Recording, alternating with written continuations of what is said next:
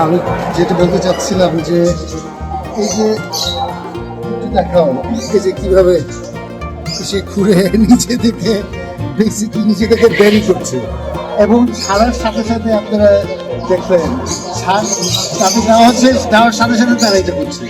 তো আমাদের observation analysis হচ্ছে তারা এই জীবনের ফার্স্ট, আমরা তো এগুলো জাস্ট কিনে আনলাম কিছুদিন আগে, এরা জীবনের ফার্স্ট এই ধরনের পরিবেশ পেল আর কি।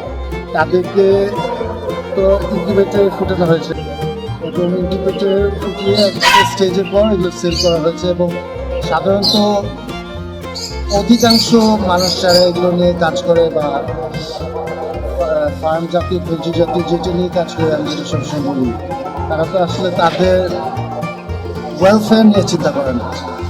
তাদের ওয়েলফেয়ার, এটা ইংলিশে বলা হয় অ্যানিমাল ওয়েলফেয়ার, মানে তাদের ওয়েলবিং, তাদের যেটা ভালো মন্দ ওটা নিয়ে তো আসলে মানুষ চিন্তা করে না। এটাই চিন্তা করে যে তাদেরকে দিয়ে কত লাভ করা যায়।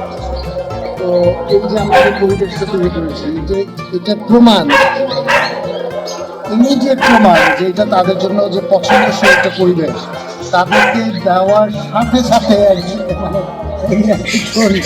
নিজেদেরকে বাইরে করেছে কীভাবে শুয়ে আছে।